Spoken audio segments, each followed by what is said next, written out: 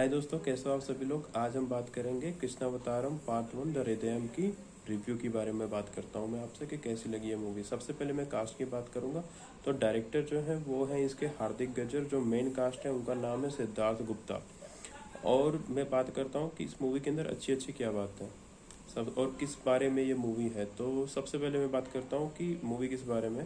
तो मूवी के अंदर जो है कि सबसे ज़्यादा बात हो रही है यहाँ पे कि कृष्ण भगवान, उनका रिश्ता राधा रानी के साथ कैसा था और उनकी जो अलग अलग रानियाँ थी सत्यभामा, रुक्मणी और भी सारी जो रानियाँ थी, कैसे उनके साथ उनकी शादियाँ होती हैं, किस तरीके का रिश्ता रहता है उनका, और अलग अलग रानियों का एक दूसरे के साथ का रिश्ता कैसा रहता है, वो भी इसके अंदर दिखाया गया है। अगर मूवी के अंदर सबसे अच्छी बात जो मुझे लगी वो ये थी कि वो बहुत ही ज़्यादा खूबसूरत लग रही थी मूवी। अब बनाते वक्त बहुत ही अच्छे से वीएफएक्स को यूज़ किया गया है। कुछ जगह पे आपको दिखेगा कि वो सीजीआई है, लेकिन बहुत अच्छा है, मतलब बहुत खूबसूरत दिखेगा आपको। बाकी मैं बात करूँ कि स्टोरी वाइज कैसी लगती है, तो इस मूवी को देख के ना आपको ऐसा नहीं लगेगा कि जैसे कि कहते हैं ना बहुत ज़्यादा इमोशनल मूवी बनाने की कोशिश की गई और बनी भी है।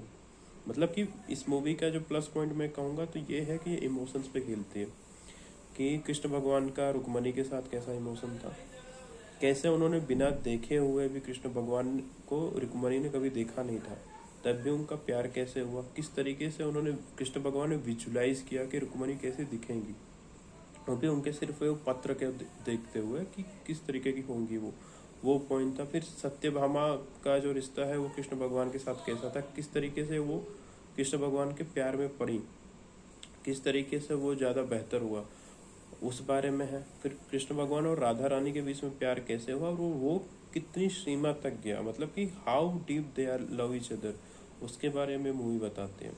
तो अगर आपको मूवी देखनी है तो जो मेन पॉइंट होगा आपका वो ये होना चाहिए कि मूवी देखनी है ये नहीं कि ये कि मुझे कृष्ण भगवान के रिश्ते देखने, उनकी अलग अलग रानियों के साथ कैसे थे, कितनी इमोशन के साथ वो जुड़े हुए थे एक दूसरे के साथ। तो इमोशंस अगर आपको देखने तो आपको ये मूवी देखनी चाहिए और ये मूवी इसी बात पे सेल होगी।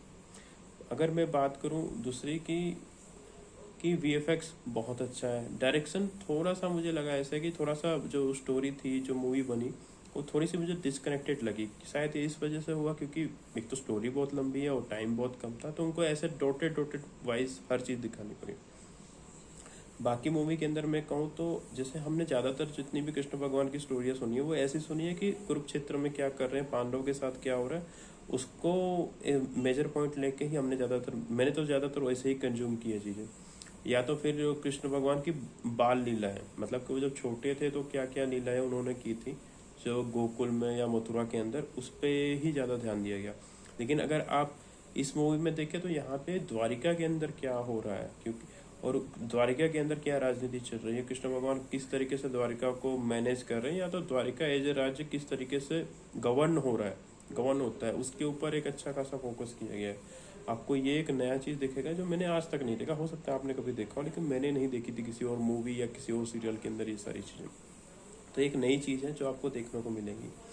बाकी अगर बात करूँ कि आपको देखते वक्त क्या फील आएगा, तो ये बहुत ही ज़्यादा म्यूजिकल है और कुछ गाने तो इतने हैं जैसे पीछे से आपको कुछ गाने जब मूवी ख़त्म हो रही होगी तो भजन के जैसे लगेंगे और आपको सुनने में बहुत अच्छा लगेगा। कुछ गाने ऐसे हैं जो सोनू निगम ने गाए हैं, वो भी कानों को बहुत अच्छे लगेंगे। और मूवी बनी तो बहुत खूबसूरत है ही, मतलब वीएफएक्स को बहुत ही अच्छी तरीके से यूज़ किया गया।